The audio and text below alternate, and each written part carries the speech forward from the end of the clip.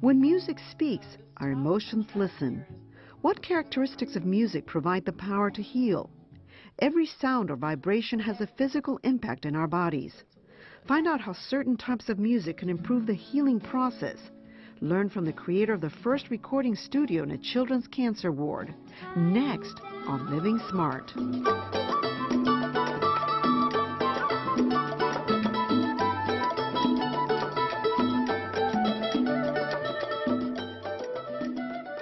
Hello, I'm Patricia Ross. Welcome to Living Smart, the show designed to help you get the most out of life. Composer, recording artist, and classically trained pianist, Anita Kruse transforms the lives of children every day at Texas Children's Hospital. She founded Purple Songs Can Fly, a nonprofit dedicated to providing a creative musical outlet for children at the Cancer Center. Hers is the first recording studio ever created on a pediatric cancer floor. She works with children to write and record their own songs, and they have responded by writing and recording over 275 songs enjoyed around the globe. She's been featured in every national network for her work, and her biggest fans are the children who've discovered their hidden and healing talent. Today we talk to her about the healing power of music. Thank you so much for joining us. Thank you, Patty. How did the idea of Purple Songs Can Fly come to you, and the idea to bring it to a cancer ward? Well, I was a visiting artist in the Cancer Center at Texas Children's Hospital, and I was doing concerts in the infusion area with a friend, Jennifer Keeney, a wonderful flutist, and we would play, you know, every few months we'd do concerts, and I got to know about the Arts and Medicine program there. It's an amazing Arts and Medicine program, and they have all kinds of visual art and creative writing and one-on-one art with the kids, but they didn't have a musical one-on-one component. They had all kinds of performances that came into the Cancer Center. So I had been working with children for many years, writing their own songs, and I was at my own little Purple studio, and this idea of kind of recreating my studio there in the Cancer Center just came to my mind. And why do you think a recording studio? Because you could make kids perform, but a recording studio stays forever. Yeah, I mean, I really thought that it would be. It had been great to see kids writing songs, and in my own teaching through the years. So, and I always was interested in how children created their own music, and this idea of doing it with children who are ill just seemed to be the perfect thing to do in that setting. Right. Yeah. Did you have any obstacles while you were trying to do this? Well, it took about a year from the time I had the idea to figuring out how we'd create this program. There wasn't a space, so we created a portable studio, and we took it inpatient. And then once I think the hospital could see that this was valuable to the children, valuable to the families, we figured out how to create a space there. How did it work? I mean, how does it work? How do you do it? Because it's not just the children who are going through the cancer treatment, it's also their families and brothers and sisters, friends, right? Yes. The Arts and Medicine program is open to children who are being treated and also siblings. There have been parents who've come in and sung background vocals and things like that. But it's mainly the children and siblings.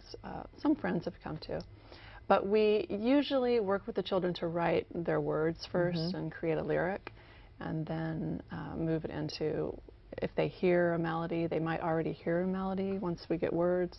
They might hear a melody once we play some chords underneath them. It's always a little different, but we start with the words, and it's their words. It's amazing. I've heard some of the songs, and they're really amazing.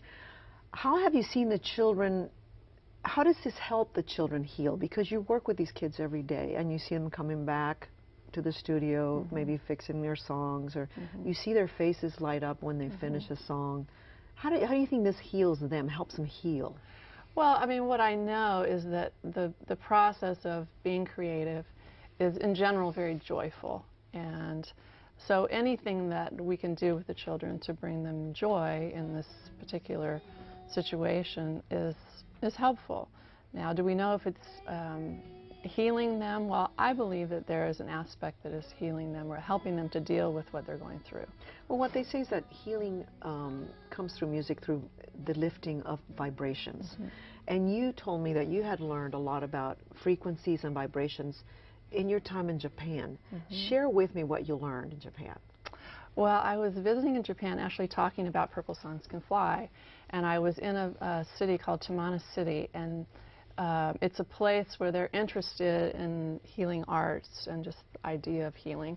And they took me to a temple, a Buddhist temple. It was on the top of a hill, and I met the priest there, and he told me that this was the home of the largest bell in the world. Wow. And that I was going to be ringing this bell. And I learned about the symbology of bells in Buddhist tradition, and there were 3 strikes of the bell. So the first strike was the clearing away of anything that might be in your way in your past lives. Okay. The second ring was the clearing away of anything in your present life. And the third strike was the clearing away of anything in your future. And I really wasn't prepared for the vibration, for what I experienced on the first strike of the bell. Once I had experienced the first strike, the other 2, I was kind of ready. But the first strike was so deep. It had, you know, just sort of this range of frequencies that hit my body. And I was so amazed by this experience that I started thinking about sort of this ancient traditions of using sound. Right. And we actually did a concert about a month ago about bells in spiritual traditions and sort of the significance of bells. And the bell really is a sound, the use of bells is to create the sound of creation, sort of like the original sound. Wow. So I just feel like there are things that happen when sound is beautiful or resonates with you or your, you know, inner world that is very healing. Yeah, it apparently it has to do with bringing the body and the cells into coherence. And you intuitively, I think, did this as you were teaching kids to write songs. They're healing within because of the vibrations. What was the first experience like, the first song that you created in Purple Songs Can Fly, if you can remember that? I do. I remember it because I just saw the little girl about a month ago.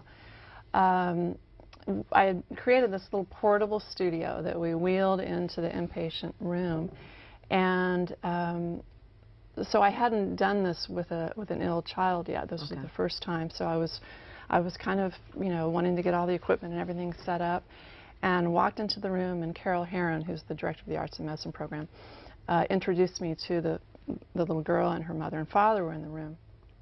And I walked in, and the mother looked at me and said, "You've been sent by God." And I was like, whoa. Wow. And then the little girl's name was Simran, and her father told me that her name meant remembering God. Wow. And this little girl was very, very ill, and I actually didn't know if she was well enough to write a song, because I knew it would take maybe an hour. So she had just written a poem that was her name. So each letter of her name had a line of the poem. And so I just had her speak her poem into the microphone and then put music underneath it. But the first line of the poem is some bird soaring. And it was all about flight.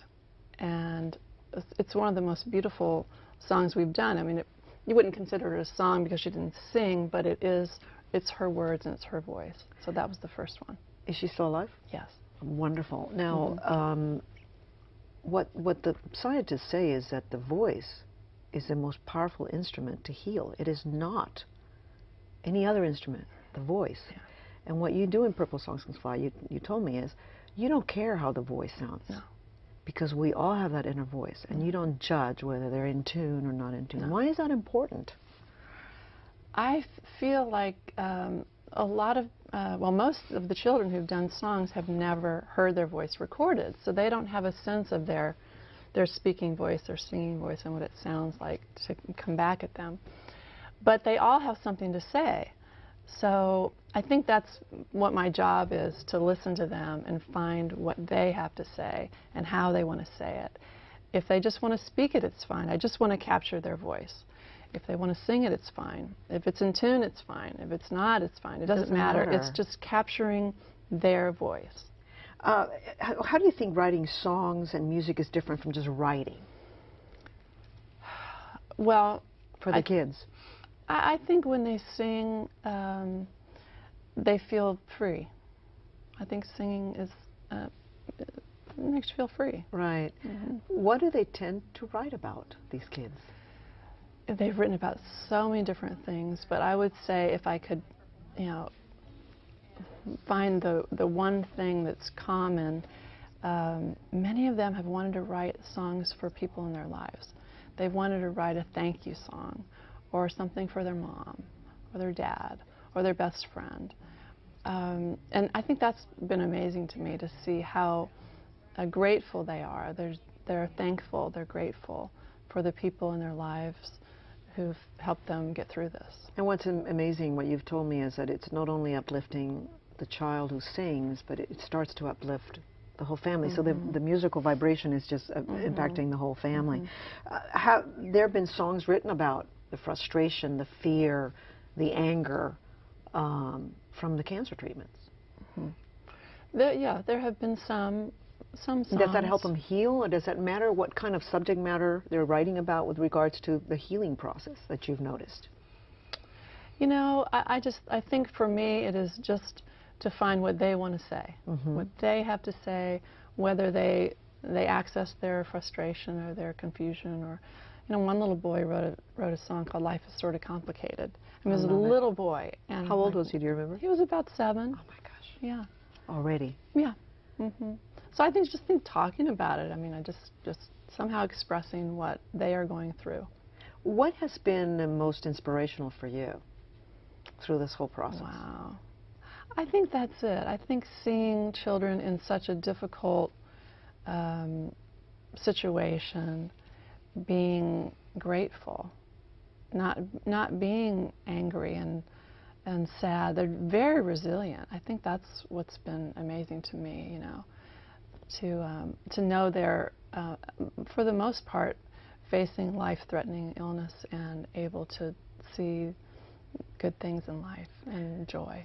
And how has their working with you has influenced your songwriting and your healing too?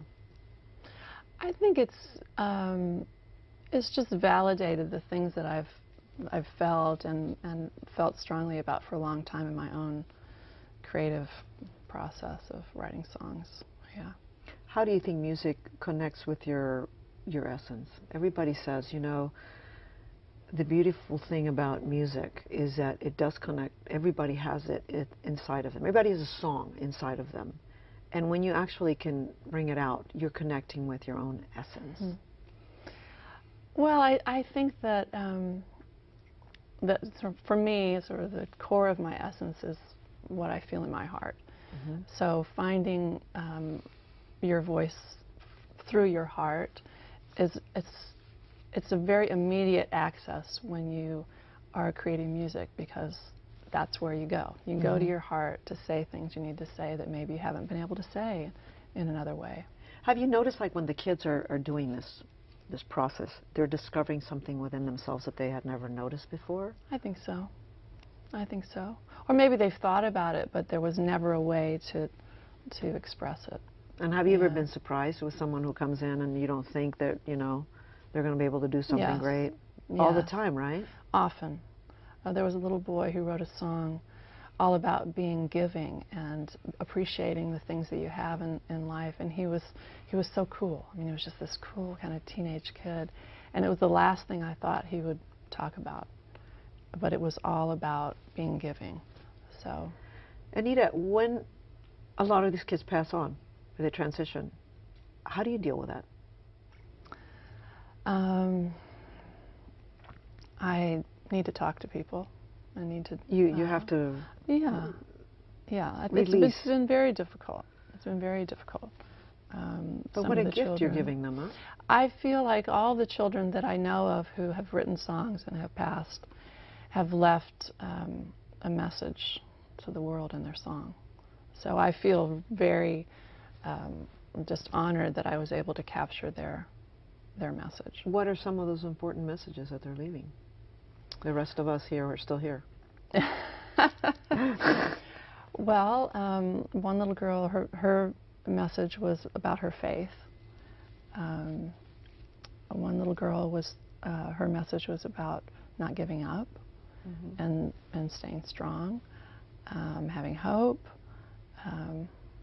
being giving, being thankful for your life, appreciating every moment. I mean, these kids... What gift they're giving you and the rest of us, right? Mm-hmm. Do the parents, do you find that the parents want to write songs as well? Do they generally become involved? Do you give them that opportunity? Or is it, I mean, I know the focus needs to be the children, but the family needs to heal too. There have been parents who've wanted to write songs or sing on their child's song.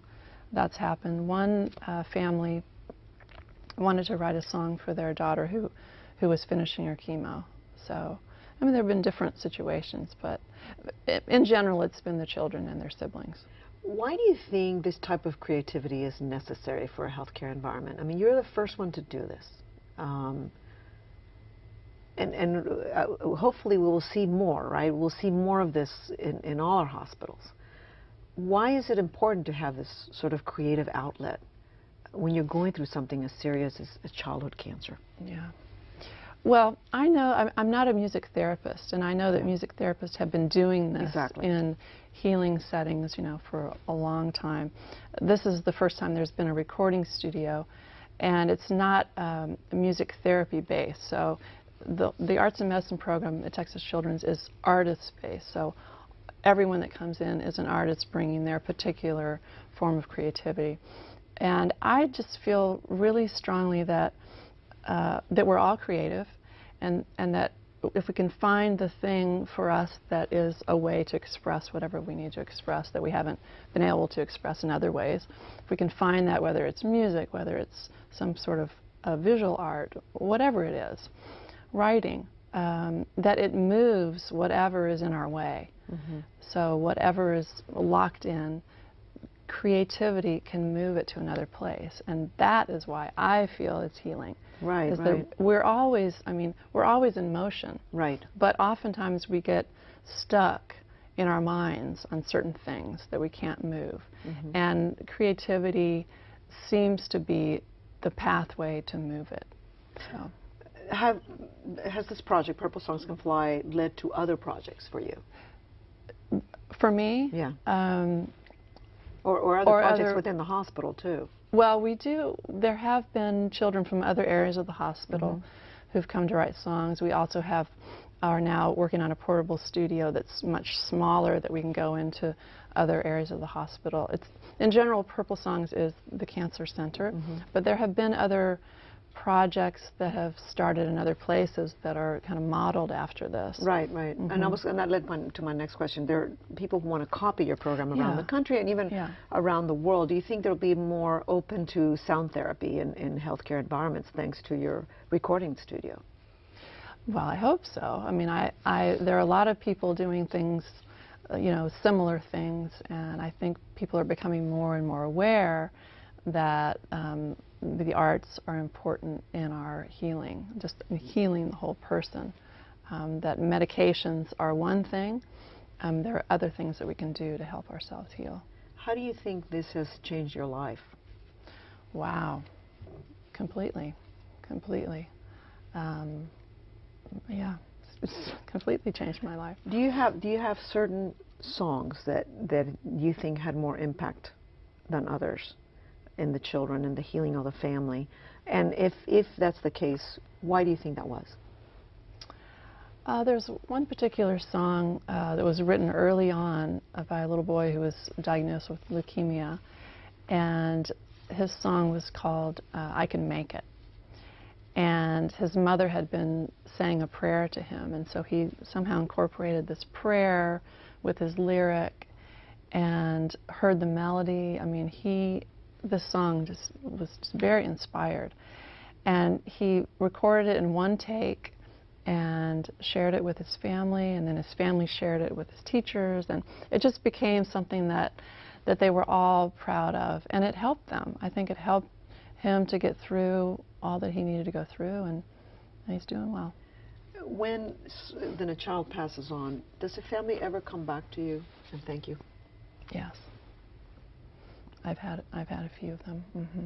And your goal, ultimately your goal, you're just in one cancer center right now. What is your goal ultimately? Would you like to create a franchise? And I know this is a nonprofit, but wouldn't it be nice instead of having just a McDonald's franchise, the Purple Songs Can Fly franchise all over the country and all over the world? Why not? Would you like to see that? What I is would that like, a goal for well, you? what I would like to see is more the idea of it being shared with the world. There are a lot of hospitals in the world that Texas Children's is affiliated with, and that's my goal, to have outreaches to different places in the world connected to Texas Children's, and inspire other hospitals to think about the importance of the arts. One of the biggest problems is that there's not enough space. I mean, really? I'm very, very fortunate that Dr. Poplick, who's the head of the Cancer Center, believes in the importance of the arts and believed in this idea and provided a space. And that's very unusual for a hospital to have the space, first of all, and then dedicate it to something that has never been done like this. So just very, very fortunate. So I feel that one of the things I'd like to do in the next year is create a song with children around the world who have cancer, and create a kind of a group song somehow through Skype or something, but something like that where we could touch lives in different parts of the world through a song. Are you in touch with other cancer wards around the world? Are you talking? Are they calling you?